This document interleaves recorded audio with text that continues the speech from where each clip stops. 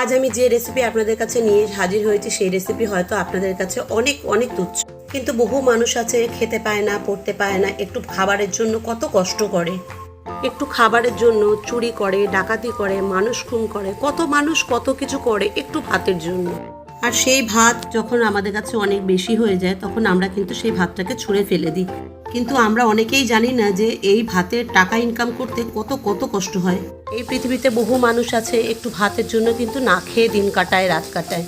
আমারও একটা সময় এমনভাবে গেছে যে আমি শুধু ফ্যান খেয়ে আমি আর আমার ভাই দিন কাটিয়েছি, রাত কাটিয়েছি এক হাতা ভাত নিয়ে আর একটু ফ্যান দিয়ে। তো বন্ধুরা, আপনাদের অনেক মূল্যবান সময় নষ্ট করার জন্য সরি। তো আজকের রেসিপিতে আসা যাক। আমার চ্যানেল যদি এখনও কেউ সাবস্ক্রাইব না করে থাকেন তো সাবস্ক্রাইব করার অনুরোধ রইল। আমি এখানে গ্যাস ধরিয়ে এর মধ্যে একটা ডিম দিয়ে আমি ডিমটাকে সেদ্ধ করে নেব মিনিমাম 5 থেকে 7 মিনিট ধরে।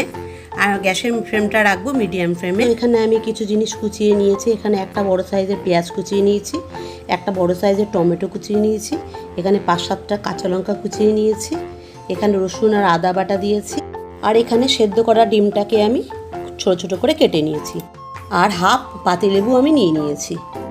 এবার গ্যাসটাকে আমি অন করে একটা কড়াই বসিয়ে আমি এতে দিয়ে দিলাম কিছুটা রিফাইন্ড অয়েল। রিফাইন্ড অয়েলটা যখন গরম হয়ে যাবে তখন আমি এতে অ্যাড করে দেবো একটা ডিম ভেঙে আমি ডিমের ভুজিয়া তৈরি করে নেবো। এই ডিমটাকে ভুজিয়াতে আর কিছু দেবো না, সামান্য একটু লবণ দেবো। লবণ দিয়ে ভুজিটাকে আমি খুব হালকা ভেজে নেবো, খুব কড়া করে ভাজবো না। দেখুন 2-3 মিনিট কুক করার পর আমার ডিমের ভুজিয়াটা একদম রেডি। এবার এটা আমি নামিয়ে ফেলবো। এবার আমি ওই কড়াইটাতে একটু রিফাইন্ড অয়েল দিয়ে দিলাম, তারপর অ্যাড করে দিলাম কুচিয়ে রাখা পেঁয়াজ। একটা বড় সাইজের পেঁয়াজই আমি নিয়েছি, যদি বড় না থাকে আপনারা মাঝারি সাইজের দুটো নিতে পারেন। এই পেঁয়াজটাকে আমি হালকা করে ভেজে নেবো, খুব বেশি লালচে আমি করব না। দেখুন পেঁয়াজটা নাড়াতে নাড়াতে অনেকটা ব্রাউন কালার হয়ে গেছে। এখন আমি এতে অ্যাড করে দেবো কুচিয়ে রাখা কাঁচা লঙ্কা। এখানে আমি 5-7টা কাঁচা লঙ্কা নিয়েছি, আপনারা যে যেরকম ঝাল খাবেন সেরকমই লঙ্কা দেবেন। কাঁচা লঙ্কাটা দেবার পর আমি 2-3 মিনিট নাড়ানোর পর এতে অ্যাড করে দেবো কেটে রাখা টমেটো। এই রান্নাটায় পেঁয়াজ আর টমেটোর পরিমাণটা একটু বেশি লাগে, তো বড় একটা টমেটো নিয়েছি আমি। নিয়ে এই টমেটোটাকেও আমি 2 মিনিট এভাবেই হালকা মিডিয়াম ফ্লেমে রেখে কষাতে থাকবো। দেখুন টমেটোটা হালকা একটু নরম হয়ে এসেছে। এখন আমি এতে অ্যাড করে দেবো বেটে রাখা রসুন আর আদা। এই রসুন আদাটা আমি বেশি নিইনি, খুব অল্প নিয়েছি, এটার পরিমাণ খুবই অল্প লাগবে। এবার আমি দিয়ে দেবো হাফ টিস্পুনের থেকে একটু কম জিরের গুঁড়ো, হাফ টিস্পুনের মতন হলুদের গুঁড়ো। হলুদের গুঁড়োটা আপনারা স্কিপও করতে পারেন। দিয়ে দেবো স্বাদ মতন লবণ। এবার সমস্ত মশলা দেবার পর এটাকে আমি নাড়াবো আরও 2 মিনিটের মতো। গ্যাসের ফ্লেমটাকে একদম লোতে করে, তাতে করে কিন্তু মশলাটা পুড়ে যাবে না, আর হাইতে রাখলে কিন্তু মশলাটা পুড়ে যাবে। 2-3 মিনিট নাড়াবার পর যখন মশলাটা এই পর্যায়ে চলে এসেছে, টমেটো গলে গেছে, পেঁয়াজ গলে গেছে, এখন আমি এতে অ্যাড করে দেবো 1 চামচের মতন ছোট চামচের গোলমরিচের গুঁড়ো। এবার সামান্য পরিমাণে একটু চিলি সস দিয়ে দেবো। আপনাদের ঘরে যদি চিলি সস না থাকে তাহলে আপনারা এটাও স্কিপ করতে পারেন। চিলি সসটা দেবার পর একটু নাড়িয়ে আমি এতে অ্যাড করে দেবো বাসি ভাতটা। এবার দেখুন বাসি ভাতটা আমি টোটালি এখানে অ্যাড করে দিচ্ছি।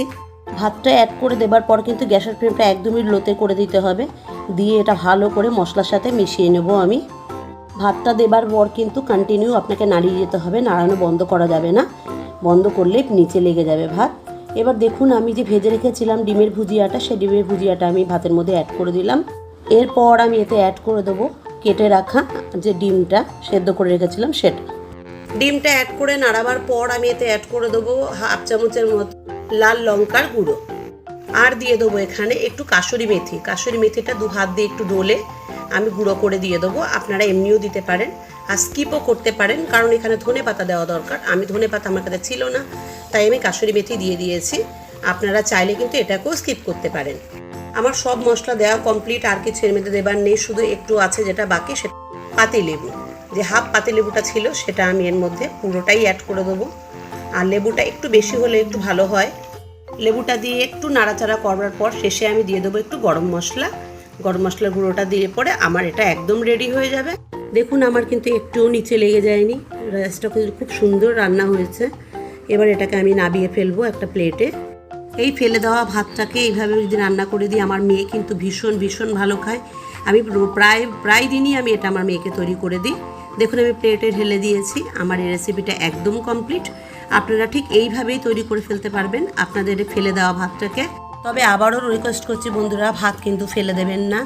আপনারা নিজেরা না খেতে পারেন, কাউকে দান করে দিন, তারা খেয়ে নেবে, কিন্তু ভাত ফেলে দেবেন না। আমার চ্যানেল এখনও যারা সাবস্ক্রাইব করেননি তাদের সাবস্ক্রাইব করার অনুরোধ রইল। আজ এ পর্যন্তই থাকলো বন্ধুরা, রাখছি, বাই বাই।